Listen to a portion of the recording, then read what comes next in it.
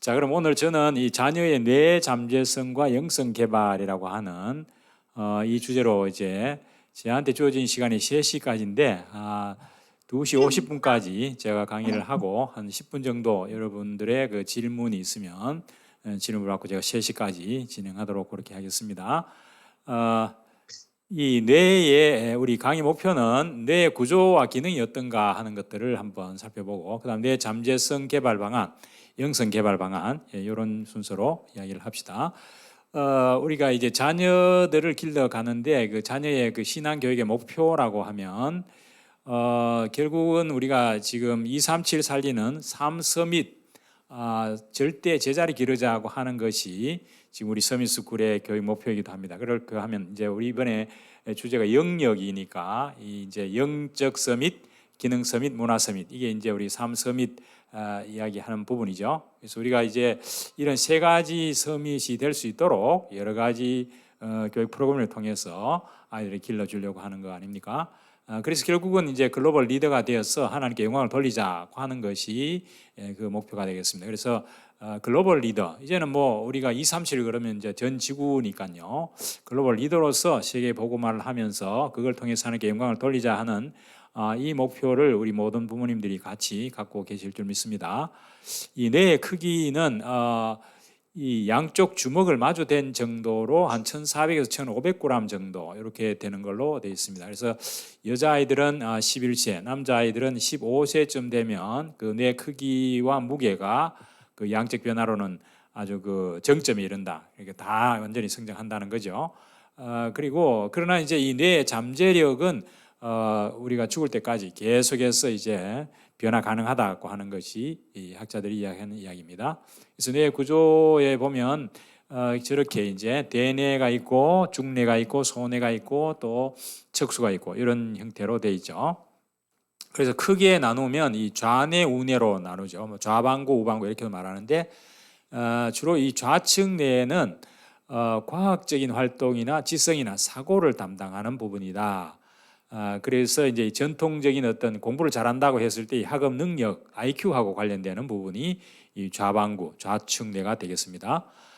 우측 뇌, 우반구는 주로 이제 이 감성적인 거, 좌측 뇌는 이성적인 거라고 하면 우측 뇌는 주로 감성적이고 창의성을 담당하는 그런 예술적인 측면, 이런 부분을 주로 처리하는 부분이 되겠다. 그래서 비언어 메시지라든지 시각적, 공간적 이런 것들, 그런 것이 이제 그 주로 예술가들은 이제 아마 이 우반구, 우뇌가 발달했겠죠.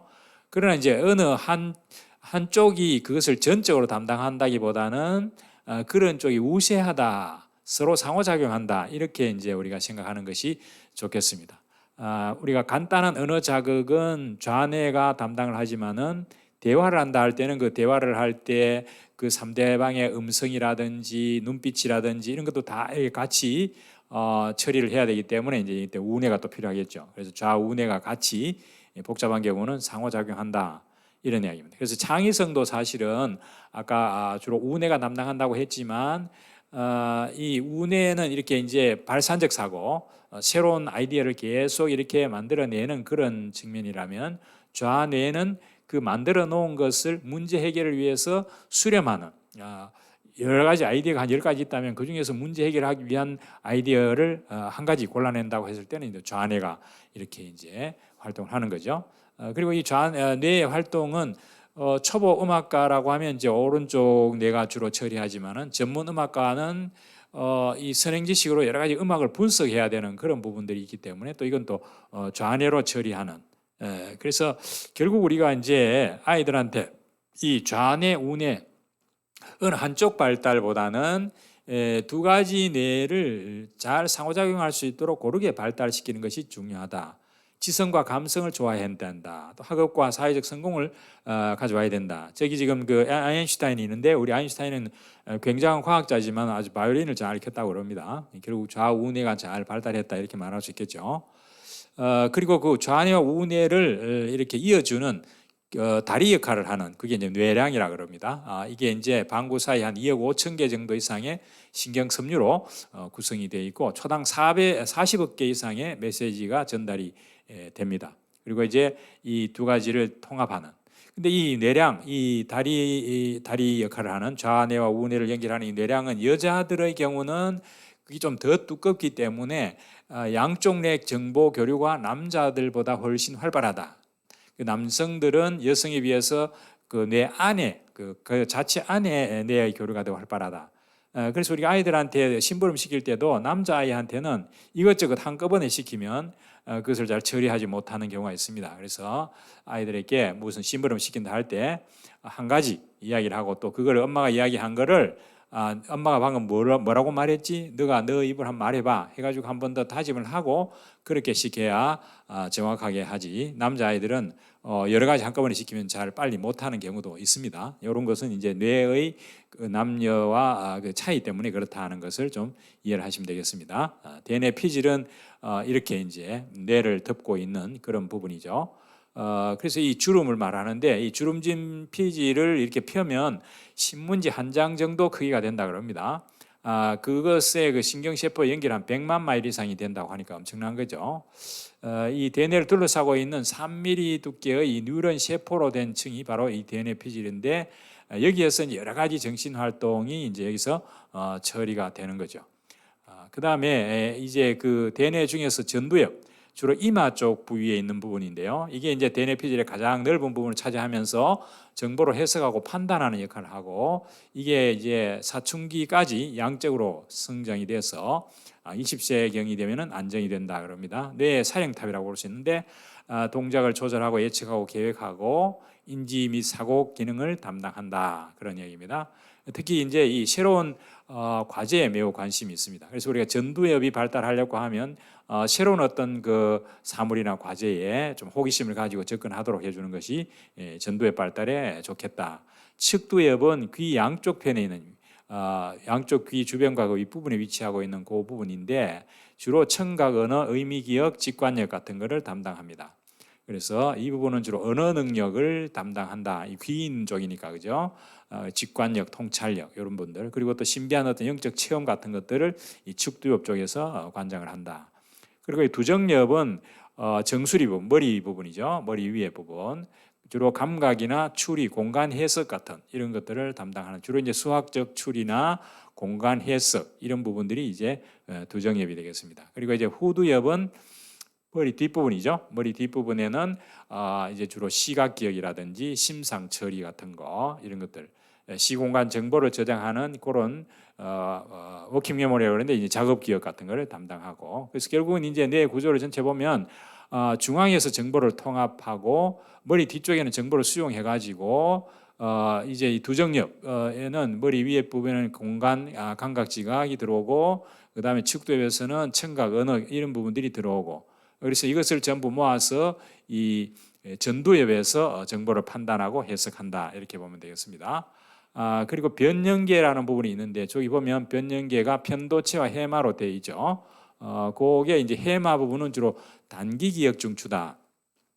우리가 이제 기억의 메커니즘은 어떤 것들을 우리가 이제 암송하고 외우면은 이제 우리 눈으로 보거나 하면은 그것이 이제 뇌로 들어오게 되면은 감각 기억에서 단기 기억으로 들어오게 되고 그 단기 기억에 있는 정보를 오래 저장하려고 하면 외운다거나 이렇게 해서 우리가 그 기억 전략들을 사용하면 이게 이제 장기 기억으로 넘어가서 오랫동안 저장이 된다 그런 이야기인데요. 그래서 이 단기 기억은 금방 들어온 정보들을 말합니다. 그래서 이제 가까운 과거 기억을 유지하는 그런 기능을 하는데 만약에 이 해마 부분이 없다고 하면 쇼핑할 때 주차를 해두고 그 자기가 어디 주차했는지 찾지 못하는 현상이 생깁니다.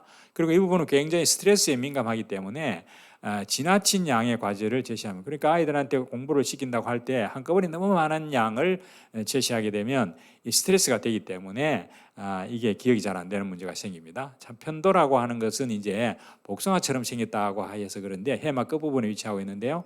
이 부분은 주로 우리 인간의 감정, 정서와 관련되는 특히 이제 공포 중추다 그렇게도 말합니다.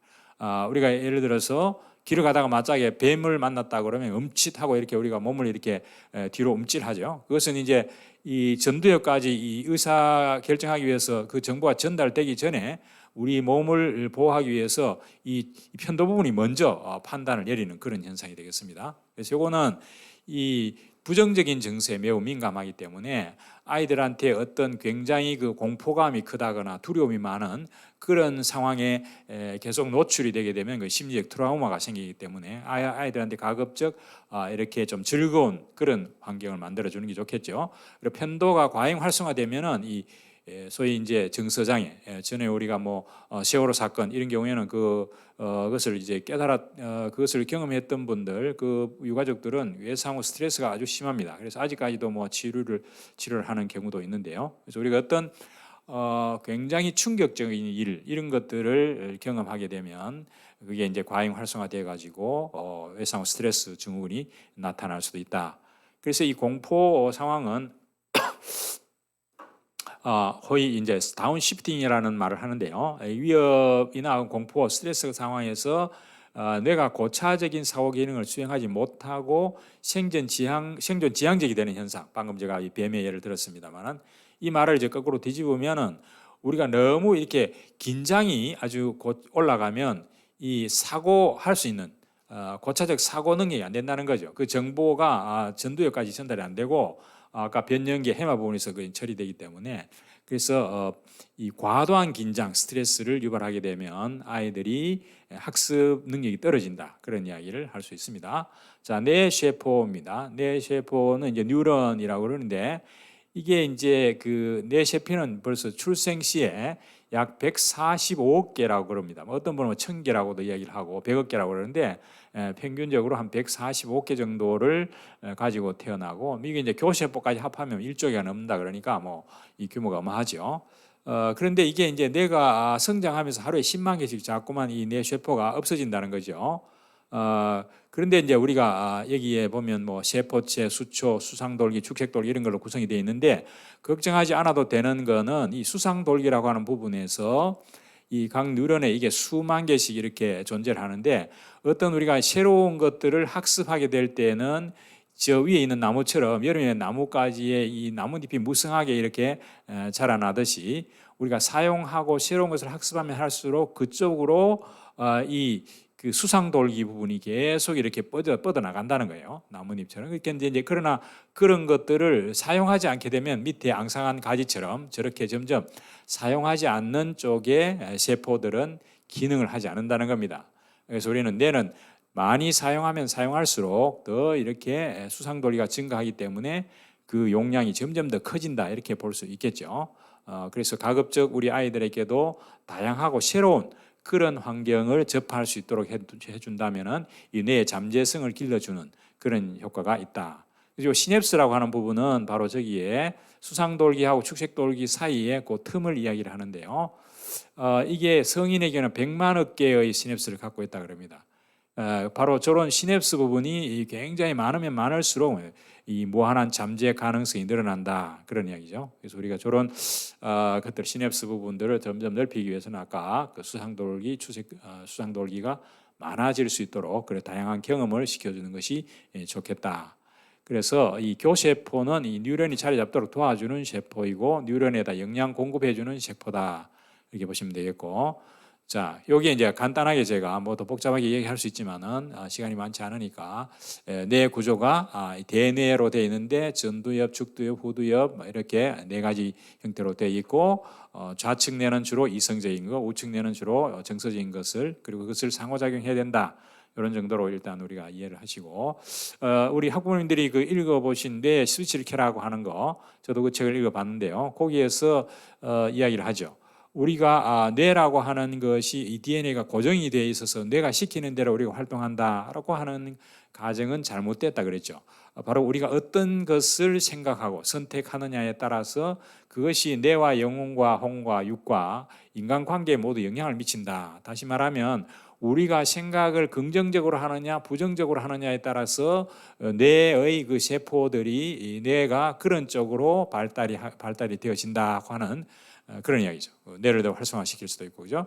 자, 그래서 여기 보면 이제 그 생각, 어떤 일을 우리가 생각해서 선택하게 되면 크랩 유전자의 스위치가 켜지고 신경 신호가 전달돼서 뇌 구조 자체가 변할 수 있다고까지 이야기했죠. DNA까지도 변할 수 있다. 우리가 뇌 구조를 변화시킬 수 있다는 거예요. 그게 이제 신경 가소성이다. 그래서 우리가 마음 먹고 생각하는 것이 뇌를 통해 가지고 들어가고 그 뇌에 있는 것들이 결국 우리의 영에 영향을 미치고 또 거꾸로 이제 거기서부터 영에서부터 우리 우리가 이제 보통 영혼과 육체 이렇게 이분설로 할 수도 있고 또 조금 이제 나누면 영과 혼과 육 이렇게 삼원설로 이야기할 수 있는데 주로 혼이라고 하는 부분은 주로 우리 마음, 이 마음을 정확히 나누면은 이 지정이 우리가 이 지적인 측면하고 감정적인 측면하고 의지적인 측면을 다 합해서 우리가 흔히 마음이라고 그렇게 정의를 하죠. 그게 뭐 우리가 혼이라고 봐도 좋습니다. 그래서 이게 혼에 영향을 미치게 되고 그죠? 우리가 이제 마음에 영향이 오고 그 다음에 그것이 행동 변화로 이루어지죠. 그래서 그 행동 변화는 신체적인 변화까지도 일어나는 거 아닙니까? 그래서 결국은 우리가 부정적인 생각이나 뭐 두려운 생각 이런 것을 많이 하면 그게 결국은 뇌에 영향을 미치고 혼과 영에 영향을 미치고 나중에는 뭡니까? 그런 것 때문에 우리 행동도 변화되어지고 뭐 그래서 뭐 또는 신체 변화도 오고 그렇죠? 그런 것이 뭐 우울증으로 올 수도 있고 우울증이 오면 행동의 변화가 오고 그게 또 신체 건강에 문제가 생기고 이런 것들이 이제 아주 이렇게 상호작용하면서 이렇게 순환한다고 하는 것들이죠. 이것을 우리가 이제 말씀에다 영향을 준다면은 우리가 말씀을 잃고 묵상 기도하게 될 때 그것이 뭡니까? 부정적인 생각은 통제가 되고 그다음에 긍정적인 생각에 집중할 수 있도록 그렇게 되면 그것이 뇌 전두엽을 통해서 변화가 일어나고 신경 네트워크를 통해 가지고 뇌 기능이 증진되어지고 영혼육의 치유 기능이 일어난다. 그래서 우리가 이제 말씀은 살아 있다. 좌우의 날선 어떤 검보다도 예리하다고 하는 것은 바로 그 말씀은 하나님의 말씀이 살아있기 때문에 그 말씀의 약속을 잡고 기도할 때에 그것이 뇌를 통해서 우리 영에 영향을 미치고 그것은 또 우리 혼과 마음과 또 우리 이제 행동에까지 영향을 미친다. 그런 이야기를 이 뇌 구조에서 우리가 이야기할 수 있겠습니다. 자, 그래서 그 책에 보면 이제 끝에 보면 21일 두뇌 해독 플랜이라는 거 읽어보셨죠? 거기 이제 5단계, 단계가 있죠. 첫 번째는 뭡니까? 우리가 오감을 통해서 의식적인 정보를 수집하는 기능, 기억하고 생각하고 느끼는 게 이제 이 정보를 수집하는 기능이다. 그죠? 그래서 우리가 말씀을 많이 본다거나 공부를 한다거나 할 때 그런 정보들이 들어오죠. 그 다음에 그 집중을 해라. 부정적인 생각을 말씀으로 긍정적인 생각으로 바꾸어서 집중해라. 이런 이야기죠. 우리 심리 상담에서는 이것을 이제 비합리적인 사고를 합리적인 사고로 논박해서 바꾸라. 어떤 대학생이 내가 어떤 이 학생하고 데이트를 했는데 내가 거절을 당했다 했을 때는 그게 뭡니까? 비합리적인 사고는 뭐죠? 모든 여자들이 나를 싫어하는구나. 이렇게 이제 자기가 비합리적인 사고, 부정적인 사고를 하게 되면 여자들을 만나는 것을 싫어하게 되겠죠. 그래서 그것을 이제 수정하려고 하면 그 여자가 나를 싫어할 뿐이지 다른 여성들은 나를 좋아할 수도 있다라고 그 비합리적인 사고를 합리적인 사고로 바꿔주는 그런 상담을 합니다. 그래서 이제 부정적인 생각을 긍정적인 생각을 바꿔주는데 우리가 말씀은 그런 역할을 한다는 말씀은 하나님의 말씀을 우리가 믿게 되면 그 부정적인 생각, 지금 안 된다고 하는 생각을 긍정적 생각으로 바꿔주는 역할을 성령께서 하시기 때문에 이제 우리 이렇게 집중할 수 있죠. 그 다음에 글쓰기, 부정적인 생각 옆에 그게 아니다, 이렇다. 방금 제가 말씀드렸듯이 비합리적인 사고를 합리적인 사고로 바꾸는 그 긍정적인 생각을 글로 써보기, 생각 일지를 한번 만들어 보라는 거죠. 그래서 이제 우울증 치료하는 경우에도 보통 이런 경우가 많습니다. 자기가 우울증을 걸린 사람들은 남에게 이렇게 잘 상호작용을 하지 않고 의사소통을 하지 않고 자기 혼자 이렇게 박혀 있는 경우가 많기 때문에 그럴 경우에는 일기를 써보라. 자기 생각 일기를 써보라. 부정적인 생각 안 된다는 생각이 계속 하겠죠. 일단 글로 그것을 표현을 하고 그 다음에 재방문, 쓴 글을 검토해 가지고 그 부정적인 것을 추려내고 그 부정적인 기억 옆에다가 이게 아니야. 방금 제가 그 여자가 나를 싫어할 뿐이지 다른 여성들은 나를 사랑할 수 있다라고 하는 긍정적인 사고를 거기다가 근거를 들어서 쓴다는 거예요. 그러면서 말씀을 묵상하게 되면 그 부정적인 생각들을 긍정적인 생각으로 바꿔지고 우리가 일반 심리학에서는 거기까지지만 우리가 성경 말씀으로는 그 성령이라고 하는 그 일반 사람들이 이해하지 못하는 그 성령이라고 하는 부분들이 있기 때문에 이것은 아주 강력하게 말씀이 내게 그렇게 그 역사한다고 하는 거죠. 그래서 그 긍정적인 생각을 이제 생각에 그치지 아니하고 그것을 말과 행동으로 드러내라. 그렇게 이야기를 하죠. 우리가 흔히 이 기뻐서 우리가 웃는 경우도 있지만 반대로 웃으면 기뻐지는 경우가 있죠. 그렇게 이제 이 생각과 행동은 서로 영향을 준다는 거예요. 그래서 우리가 긍정적인 생각을 말하거나 다른 사람에게 말로 하거나 아니면 행동으로 나타내라. 그렇게 하면 우리 두뇌에 있는 부정적인 생각들, 사고들이 해독된다. 그 독성이 해독이 돼서 긍정적인 쪽으로 바꾸어질 수 있다라고 그 과학적인 근거를 들어서 그 저자가 아주 자세하게 설명을 잘 했죠. 그래서 이 각 단계마다 한 1, 2분 정도 소요가 된다고 하면 요거를 매일 한 7번 정도, 매일 7번 정도 이상 21일간 2회 반복하면 우리 마음에 있는 여러 가지 응어리진 그런 부분들, 그런 부정적인 생각들을 긍정적인 쪽으로, 말씀 쪽으로 바꿀 수 있다. 그런 하나의 과학적인 근거를 이야기를 했습니다. 그래서 이제 우리가 요걸 알고 5단계를 우리가 한번 실험해 볼 필요가 있고, 아이들 잘 못하니까 이제 부모님들이 요걸 근거를 해서 아이들의 어떤 부정적인 생각, 나는 공부를 잘 못해, 뭐 그림을 잘 못 그려 이런 게 있으면은 그런 걸 바꿔주는 하나의 훈련 프로그램으로 요것을 한번 적용해 보는 것도 좋겠다 그런 생각을 합니다. 자, 이 뇌 발달 과정은 뭐 이렇게 쭉 있는데 우리가 주로 초등학생의 경우에는 초중등은 좌우뇌가 통합 발달하는 그 시기이기 때문에 가급적 이 학습 능력이 아주 이제 급성장하는 그런 시기입니다. 그래서 우리 다양한 그런 학습 경험이 필요하다고 하는 것이고요. 그래서 좌뇌 발달이 아주 활발히 일어나는 시기가 아동기가 되겠습니다. 그래서 이제 말하기, 글쓰기 이런 게 좀 이제 좌뇌가 발달하는 부분인데 학교 교육이 대체로 지금까지 우리가 좌뇌를 발달시키는 그런 부분이 굉장히 비중이 높았죠. 그러나 이제 지나치게 이런 인지 교육, 좌뇌만 발달케 하는 것은 안 되죠. 그래서 우뇌 발달. 그래서 요즘은 학교에서 이런 프로젝트 수업이라든지 뭐 스팀 수업이라든지 뭐 주제 중심 수업 이렇게 해서 이렇게 좌우뇌를 같이 활용할 수 있는 그런 쪽으로 많이 학교 교육도 바뀌고 있습니다. 그 내량 가운데 부분이 발달해 가지고 언어가 잘 발달하는 시기가 요 이제 초등학교 시기가 되겠습니다. 예, 그래서 7에서 12세까지가 한 80% 이상 이 부분이 발달한다. 그래서 아동기에는 언어 발달에 중요한 그 발달 과업을 이루어야 되기 때문에 언어가 좀 늦은 아이도 있고 그렇죠. 그래서 언어가 좀 늦은 경우에는 이 언어 발달을 조금 촉진할 수 있도록 주변에서 부모님들이 좀 자주 같이 이야기를 하고 동화책도 읽어주고 친구들하고 좀 이야기할 수 있는 그런 환경도 만들어주고 해서 이 언어가 잘 발달할 수 있도록 만약에 그 부분이 좀 많이 뒤처진다고 하면 이제 구체적으로 그런 전문적인 좀 도움을 받아야 되죠. 언어 발달할 수 있는 그런 도움을 받는 게 굉장히 중요합니다. 그다음에 측두엽, 두정엽이 급격하게 발달하는 부분이다. 이렇게 해서 언어 능력, 공간 지각 능력이 아주 그게 발달합니다. 그래서 야동기에는 수학, 과학, 언어 학습 이런 것들을 잘 할 수 있는 그런 적정한 시기다. 이런 이야기죠. 그래서 이제 아까 시냅스의 가지치기, 아까 그 수상돌기, 우리가 다양한 사고를 접하게 되면, 다양한 것들 그 환경을 접하게 되면 여름에 나무가 이렇게 나뭇잎이 무성하듯이 이 시냅스의 가지치기가 활발해진다 그렇게 했습니다. 그래서 아동기는 새로운 지식과 기능 학습이 용이합니다. 그래서 다양한 좀 학습 경험. 그래서 어머님들이 시간이 되면 아이들과 함께 미술관도 가보고 음악회도 가보고 전시회도 가보고 뭐 이런 것들을 가급적 한번 또 여행도 하시고 그렇게 해서 아이들이 새로운 환경을 자꾸 접하면 거기에 대한 호기심 때문에 이 뇌가 굉장히 발달한다 그런 이야기예요. 그다음에 인지 능력이 발달하는 시기입니다. 주의 집중 시간이 증가합니다. 우리가 이제 초등학교 1, 2, 3학년에게는 10분 정도 집중하기가 힘듭니다. 그러나 이제 4, 5, 6학년이 되면은 적어도 2, 30분 정도는 집중을 할 수 있죠. 1, 2, 3학년의 경우 우리 지금 서미스쿨 아이들 주로 1, 2, 3학년인데 집중 시간이 길지 않습니다. 그런데 그 아이를 갖다가 막 오랜 시간 동안 붙들고 앉혀놓으면은 아이가 그것은 이제 그 학습 자체를 실증을 낼 경우가 있기 때문에 놀이처럼 학습하기 뭐 이런 이야기를 합니다.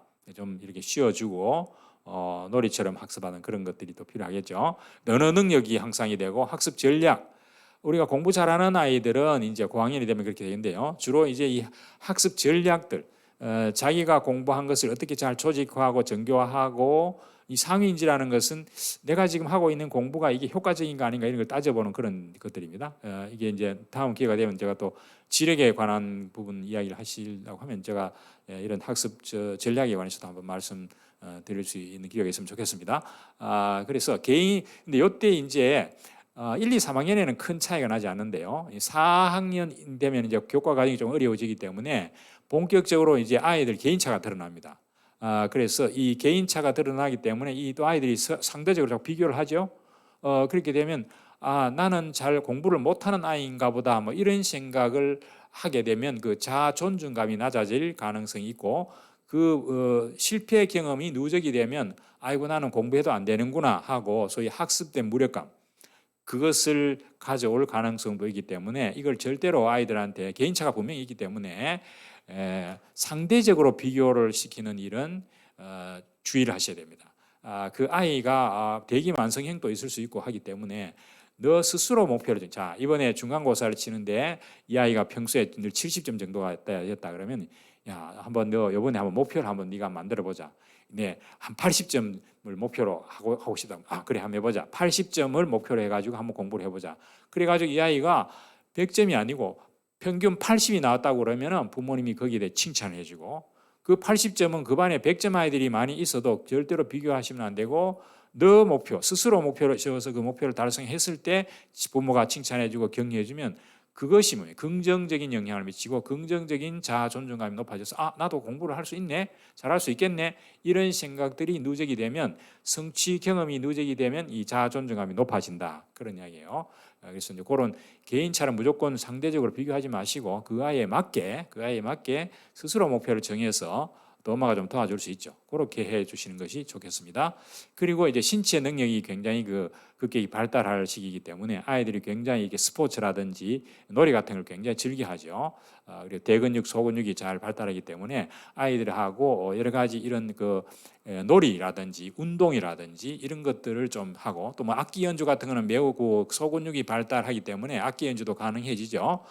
그렇기 때문에 이제 이런 것들을 발달할 수 있는 환경들을 좀 만들어 주시는 것이 좋겠다. 놀이도 좀 같이 해보시고 그리고 또 스포츠 같은 경우에는 여러 사람이 같이 하면서 이 팀워크를 다지고 협동심 같은 거 이런 것도 길러주기 때문에 그래서 영국 같은데 그 소위 기숙학교 유명한 기숙학교에는 반드시 오전에는 교과 공부를 하지만 오후에는 아주 땀을 흘려서 운동 체육 활동을 매우 강조를 하는데요. 그것이 주로 이제 저런 신체 능력 발달뿐만 아니라 그렇게 더불어 살아가는 그런 이제 인성을 길러주는 데도 굉장히 중요합니다. 그 다음에는 정서의 질적인 변화가 일어납니다. 그래서 감성지능 이때 이제 우리가 이제 IQ 아니고 EQ라고 말하죠. 이 자기 감정을 잘 이해하고 조절하고 타인의 감정을 잘 이해하고 조절하는 그러한 지능이 바로 감성 지능인데 이런 것들을 좀 우리가 발달시켜 줘야 되겠고 그러려고 하면은 이제 이 친구 사귀기를 잘 해야 됩니다. 이 친구 사귀기 이런 것들을 통해서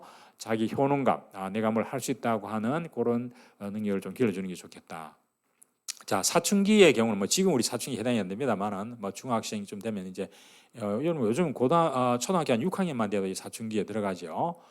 그래서 정서 조절이 곤란해지고 이 아이들이 수면 패턴이 멜라토닌이라는 이 수면 호르몬이 한두 시간 늦게 분비되기 때문에 주로 늦게 자고 아침에 늦게 일어나는 그런 패턴이 있을 수 있기 때문에 이거를 모르고 너무 꾸중하면 안 되겠죠. 너무 늦게 잔다고 꾸중하면 안 되고 그래서 우리가 잠자는 시간과 일어나는 시간을 일정하게 했을 때 그 생체 리듬이 제대로 이렇게 작동되도록 해주는 것이 중요합니다. 그리고 도파민 분비가 증가한다는 것은 우리가 뭐 컴퓨터 게임을 하게 되면 재밌는데 거기에 계속 빠지면은 더 강한 자극을 요구한다고 하는 것이 이제 이 도파민 분비가 증가되기 때문에 그렇죠. 그래서 이제 인터넷 게임 중독 위험이 있는 경우가 있을 수가 있습니다. 물론 흡연이나 음주는 아주 뇌 발달에 치명적이고요. 자, 이제부터는 이제 뇌 발달을 위해서 어떻게 해야 되느냐?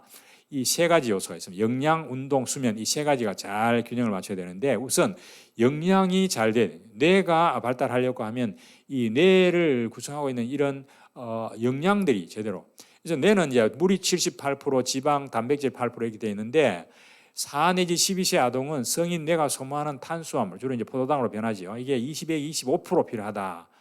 그래서 어른들보다도 아이들의 경우는 이러한 뇌에 에너지를 공급하는 이런 포도당이 더 많이 필요하기 때문에 학교에 보낼 때 아침을 거르면 절대로 안 됩니다. 아이를 제대로 먹여서 보내야 되고 또 물통을 갖고 다니면서 자주 물 마시도록 왜냐하면 이 뇌가 78%가 물이기 때문에 물이 없으면 뇌가 활동을 제대로 못한다는 거죠. 그리고 5대 영양소를 고르게 섭취해라. 어머님들이 식사 같은 걸 만들어 주실 때 이렇게 5대 영양소가 잘 들어갈 수 있는 이런 것들, 그리고 특별히 이제 뇌 신경세포를 도와주는 레시틴이 함유된 식품이 주로 이 견과류입니다. 이 견과류 같은 것들을 좀 많이, 요즘 뭐 일일 견과류 같은 것도 나오니까 그런 것들을 좀 많이 그 아이들이 먹이면은 이 뇌 발달에 굉장히 도움이 된다. 그리고 이제 과일, 채소, 생선, 집에서 만든 음식 먹이기, 녹색 채소 같은 것은 저런 이 산화 방지하고 인지를 쇠퇴를 지연한다는 거. 그리고 과일, 채소, 자연곡물 이런 것들은 트랜스 지방이 없죠. 그리고 오메가3 지방산이 함유된 생선도 주 2회 정도는 섭취해 주는 것이 좋겠다. 그게 항우울 효과도 있다 그럽니다. 그 다음에 이때 가급적 뭐 우리가 다 알고 있습니다만은 이 트랜스 지방이 있는 것이 주로 패스트푸드나 인스턴트 식품 같은 거, 탄산음료를 줄이는 것이 좋겠다. 그런 것이 이제 인지 쇠퇴를 가져올 수 있다는 거죠. 그리고 이 탄산음료 같은 거는 이뇨 작용을 촉진하기 때문에 그 소변으로 많이 배출이 되어야 되기 때문에 사실 우리가 커피 한 잔 마시면은 그 커피 한 잔 이상의 물을 마셔줘야만 물 부족 현상을 막을 수 있다 그렇게 말합니다. 그래서 가급적 아이들이 물통 갖고 다니면서 자주 물을 마시도록 해주고, 그 다음에 이런 탄산음료를 가급적 마시지 않도록, 뭐 전혀 못 마신다 이렇게는 안 되지만은 그런 거 조금 절제시키는 것이 좋겠습니다. 자, 그 다음에 영양이 됐으면 이제 운동이죠. 운동. 이 뇌 뉴런과 기억을 보호하는 이 해마에 있는 뇌세포의 상호 연결의 수가 운동하게 되면 증가되어지고 기억력, 집중력이 증가한다. 그래서 적어도 뭐 어른의 경우에도 주 3회 이상, 30분 이상 걸어라 이런 말을 하잖아요. 그렇게 하면 대뇌 혈액 순환이 좋아지고 주의 집중력이 향상된다는 거죠. 그래서 어떤 운동이라도 뇌에는 뇌 건강에는 좋다. 비만을 줄이면은 기억력이 향상이 되고 인지 손상을 저항이 막을 수 있다. 그래서 아이들한테 그 규칙적으로 운동 좀 할 수 있도록, 뭐 줄넘기를 해도 좋고 뭐가 해도 좋으니까 매일 할 수 있는 운동을 한 가지 이상 꼭 할 수 있도록 그렇게 도와주시는 것이 좋겠고, 그 다음에 충분한 수면. 아이들의 어른의 경우는 대체로 그 6시간 정도, 7시간 정도가 적당하고, 뭐 어른이 9시간 이상 자면 치매 걸릴 확률이 많다고 그렇게 말합니다. 너무 많이 자면. 아이들한테는 좀 충분한 수면 시간을 주는 게 좋습니다. 한 초등학생 같은 8시간 정도는 자야 되겠죠.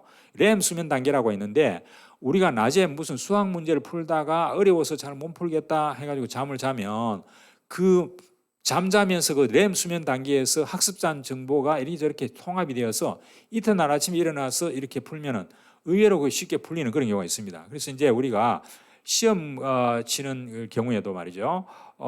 그 시험 치기, 내일 시험 친다 그러면은 내일 시험 칠 내용에 대해서 핵심적인 내용을 잠자기 전에 한번 전부 다 핵심을 한번 훑어보고 잠자면 이튿날 그 정보가 통합이 되어서, 잠자는 사이에 통합이 되어서 이튿날 그것이 잘 기억이 난다. 이것도 일종의 학습 전략입니다. 그래서 이 학습 후에 6시간 이내에 이 기억 통합이 일어난다. 그런 이야기죠. 그래서 우리가 아침에 학교에 등교하게 되면 우리 잠에서 깨어가지고 한 3시간 지난 후에부터 이제 학습이 시작이 되죠. 그래서 이제 이런 그 수면은 항상 필요한 부위에 선택적으로 이제 향상을 시킨다 이런 말이 나오는데, 학습하고 잠을 자면은 그것을 기억할 가능성이 굉장히 많아진다. 만약에 잠이 부족하면 토막잠이라도 괜찮다 그런 이야기죠.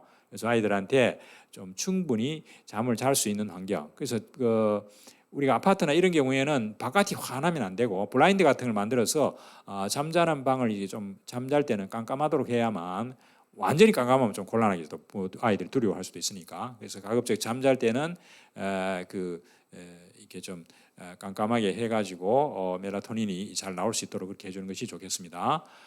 그리고 아동 입장에서 풍부한 경험, 이제 운동 이야기 됐고, 그죠? 그 다음에 이제 경험, 다양한 독서 또는 뭐 이런 체험들, 이런 것들이 좋은데, 물론 너무 지나치게 하면 스트레스로 뇌가 지치게 된다.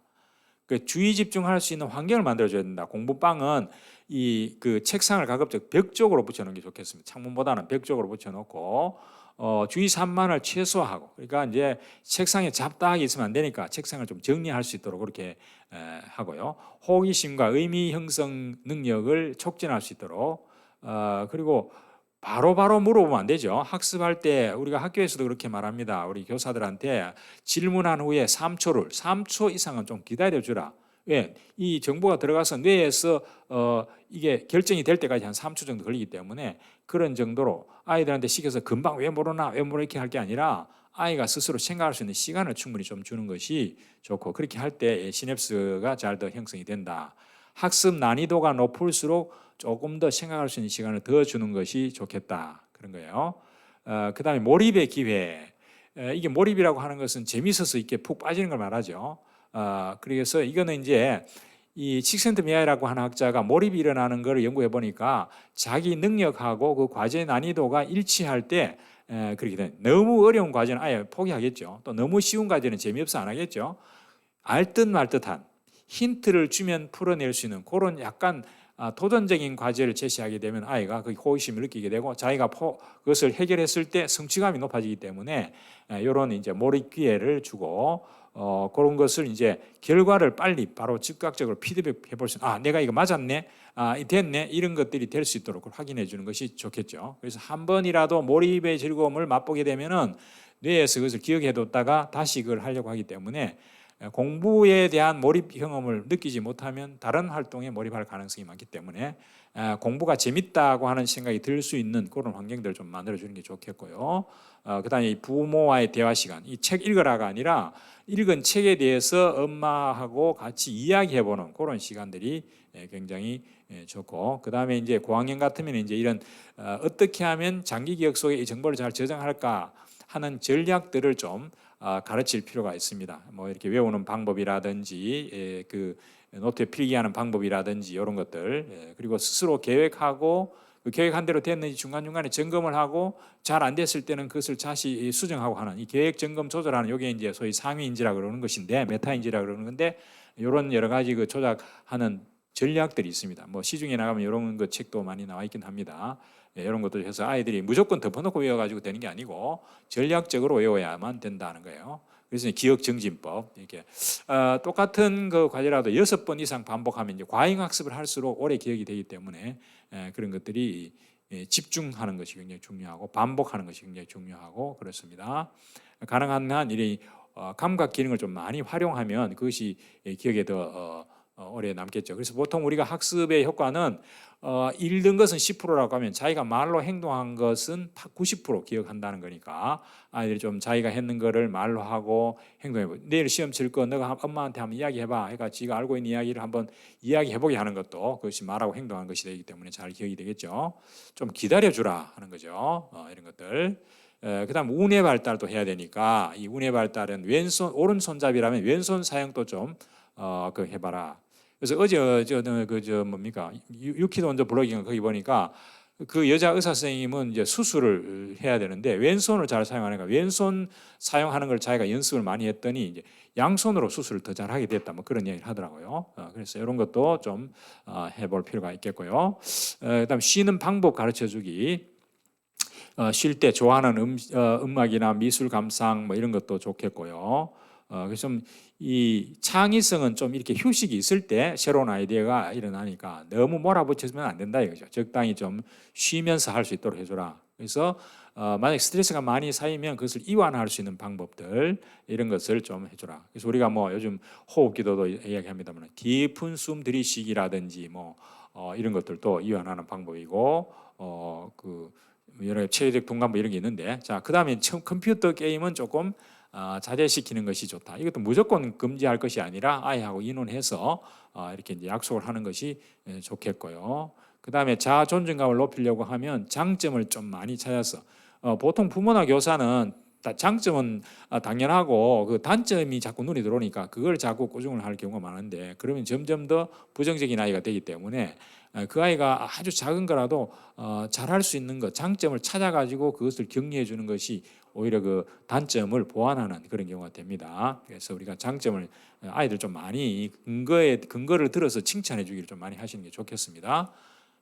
그다음에 이제 이 정서 능력 이런 거 조절, 도덕성도 우리가 뭐 말씀을 통해서 길러줘야 될 것이고, 부모가 얼마나 나를 사랑하는가. 세상에 우리 부모님, 다른 사람 몰라도 우리 부모님은 나를 사랑해라고 하는 느낌이 오도록 그런 그 평소에 부모와 이 상호 관계가 잘 이루어져야 된다는 거죠. 그렇게 하려면 아이 말에 잘 경청을 하고 그 말을 잘 들어주고 아이를 시킬 때도 인원을 해서 하는 이런 부분들이 하여튼 아이를 좀 많이 수용해 주시기 바랍니다. 그리고 사랑하는 것을 아이들이 인식할 수, 내가 사랑한다고 해도 아이가 우리 엄마가 나를 사랑 안 한다고 인식할 수도 있기 때문에 이것을 한번 확인해 볼 필요가 있습니다.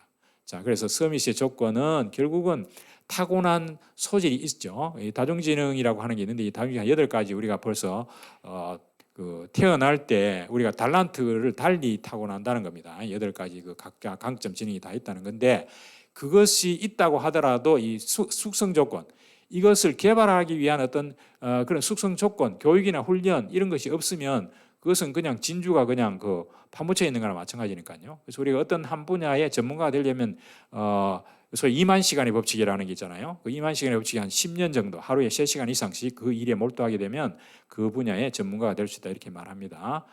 그리고 이제 이것을 이런 숙성 조건도 만들어 줘야 되지만은 환경 조건 대체로 그 아이들도 혼자 하기보다는 우리가 달리기 할 때 둘이 같이 달리게 되면 더 속도가 더 빨리 나듯이 약간의 경쟁적인 구조도 괜찮습니다. 이게 한번 서로 경쟁하게 하는 그런 구도를 좀 만들어 가지고 누가 잘하나 보자 뭐 이런 것도 아까 상대적으로 비교하지 말라고 그랬는데 아이들이 4, 5, 6학년이 되면 저절로 그렇게 됩니다. 그렇게 되는데 어쨌든 이게 부모의 관심 이런 것들이 중요하고 우리는 또 이 아이를 신앙인으로 길러내려고 하는 거기 때문에 사실은 뭐 성경 읽어라 이렇게 아무리 말해도 부모가 하지 않는 한 아이들 따라하지 않을 가능성이 많습니다. 이렇게 말씀 묵상하는 거 이런 것들을 좀 그래서 이 3가지가 잘 이렇게 소질과 숙성 조건과 환경이 맞아 떨어져야 아이를 서밋으로 만들 수가 있겠다.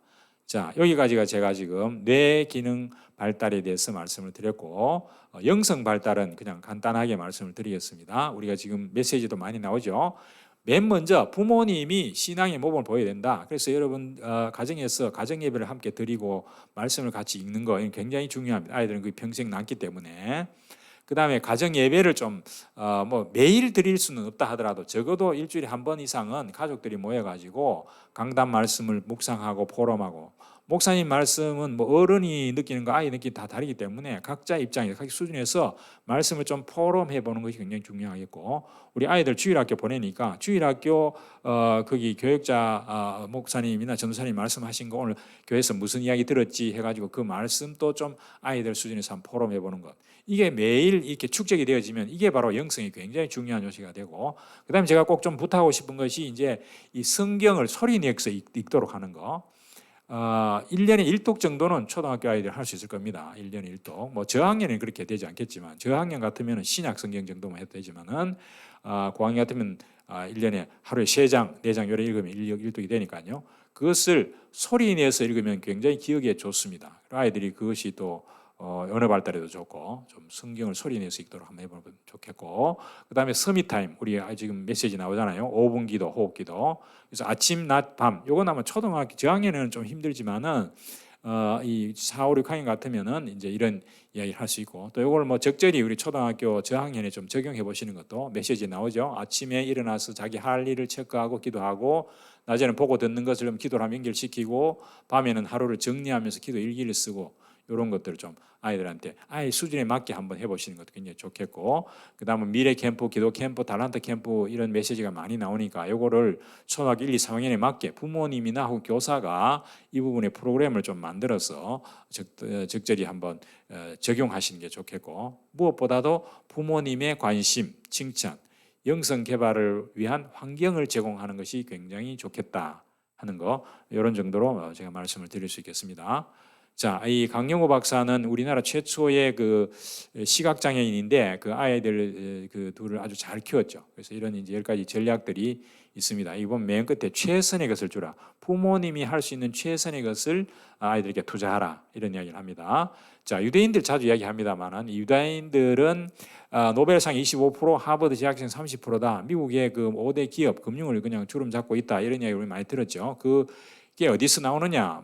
이 유대인들은 맨시라고 해서 타인으로부터 신뢰받는 사람이 되라 이런 목표. 그다음에 타쿤 올람이라고 하는 그 히브리 말이 있는데요. 이거는 재창조라는데 히브리 사람들은 구약을만 믿잖아요. 그래서 하나님이 천지를 창조하셨는데 그 하나님이 만든 천지 창조한 것을 우리가 더 이렇게 가꾸고 그렇게 해야 된다. 그래서 재창조에 대한 그런 개념들을 이야기하는 부분이 타쿤 올람인데 이런 것들이 어릴 때부터 굉장히 강하게 이야기하기 때문에 자기가 하는 일이 이 세상을 더 좋은 세상으로 만들어야 된다고 하는 그런 사명감을 가지고 있다는 거예요. 그래서 이제 토라, 모세오경, 그다음 탈무드 이게 이제 구전율법을 해설한 63권의 책인데 이런 걸 아이들이 가지고 서로 짝지어서 질문하고 토론하는 하브루타, 그다음에 자기 주장을 논리적인 사고를 들어서 하는 후츠파, 그 다음에 남자 13살, 여자 10시가 되면은 히브리 말로 자기 나라 말로 비전을 발표하고 또 그 축하금을 주는데 그 축하금이 뭐 1,000만 원이 되고 이렇게 해서 그것을 종잣돈으로 해서 나중에 벤처 기업을